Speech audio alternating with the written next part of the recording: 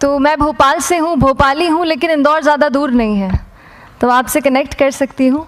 यहीं की हूँ, मध्य प्रदेश की।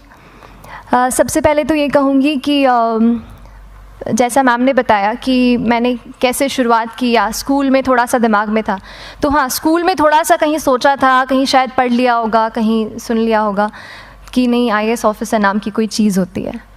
लेकिन तब ये भी नहीं पता था कि यार UPSC नाम की कोई एग्ज़ाम है, सिविल सर्विस एग्ज़ाम है, उससे और भी पोस्ट में आप सिलेक्ट हो सकते हैं, ऐसा कुछ नॉलेज नहीं था। जब मैं अपने कॉलेज लेवल में आई, जब कॉलेज में एडमिशन लिया, मैंने भोपाल से ही प्राइवेट इंजीनियरिंग कॉलेज से केमिकल इंजीनियरिंग किया है। और उस दौरान मुझे, जब मैंने सोचना शुरुआत की कि क्या बनना है, कंटेम्पलेट किया कि एग्जैक्टली क्या करियर चाहती हूँ, तो लगा कि यार कहीं जो पुरानी ड्रीम थी, एक जो सपना था, वो अभी उसको सामने लाना चाहिए। फिर इस बारे में और पढ़ा, और तब खान स्टडी ग्रुप भोपाल में सेंटर वहाँ पे जैसे शुरू हो गया था, तो मेरा जो फाउंडेशन कोर्स है मैंने वहाँ से किया।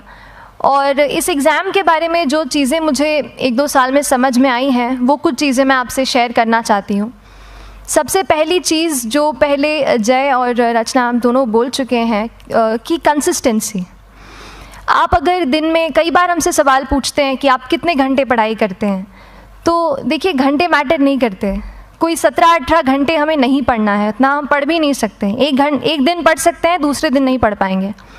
5 से 6 घंटे ही आपको देने हैं या उतने निकालने हैं, पर वो जो वक्त आप अपनी पढ़ाई को देते हो, वो कंसिस्टेंटली आपको रोज़ उतना ही अपने पढ़ाई को देना है।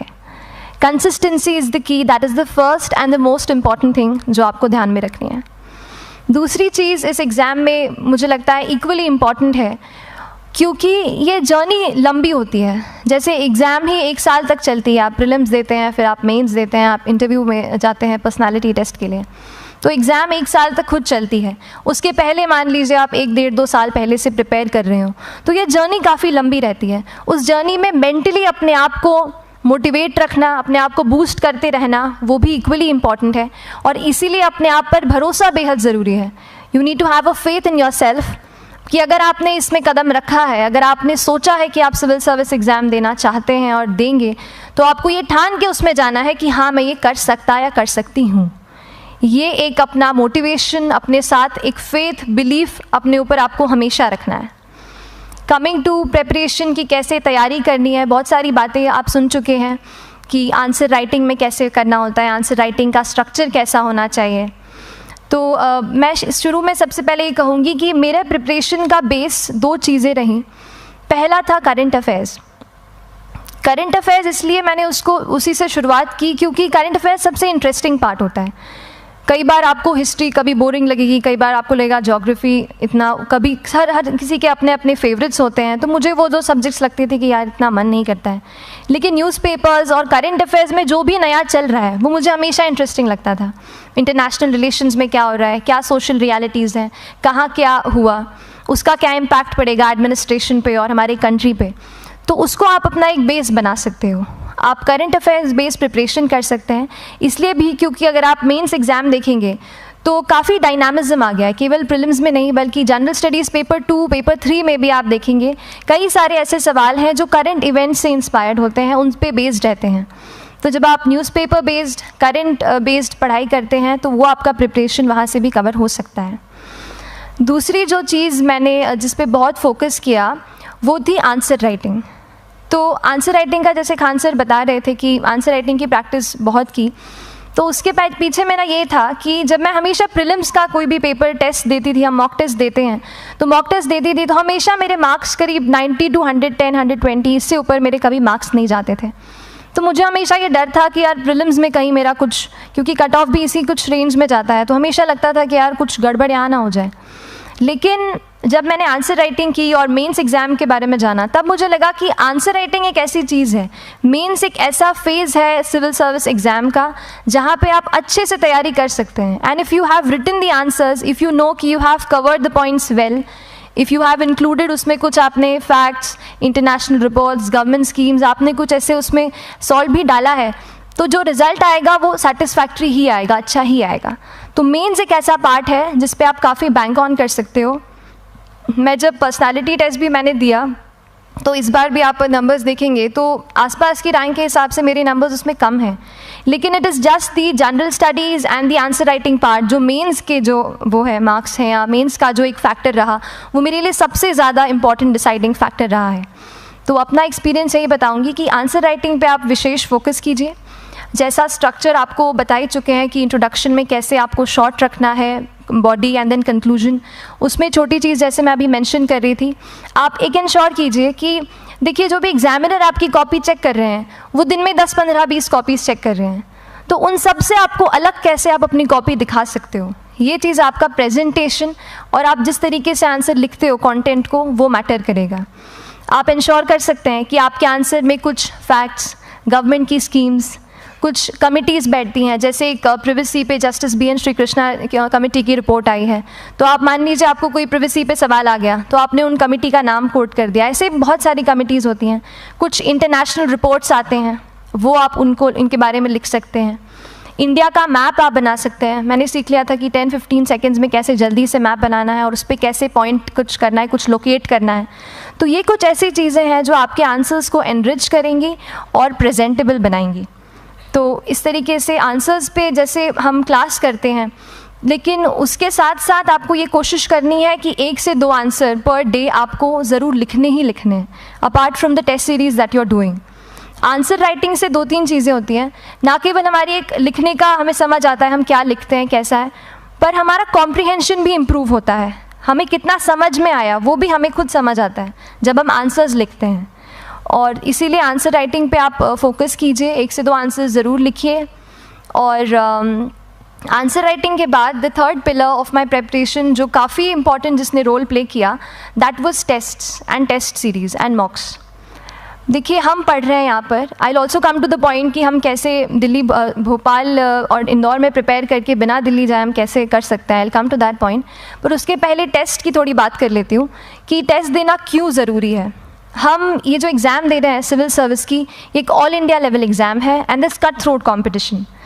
तो उसके लिए आप केवल पढ़ते रहें, सारी बुक्स, मटेरियल्स, स्टैंडर्ड ये करंट का सब पढ़ लें, लेकिन अगर आप ये नहीं जज कर पाए कि आपका क्या लेवल है at an all India level, तो चीज़ें समझ में आप नहीं, मतलब आप आगे नहीं बढ़ पाएंगे या सही डायरेक्शन नहीं पकड़ पाएंगे।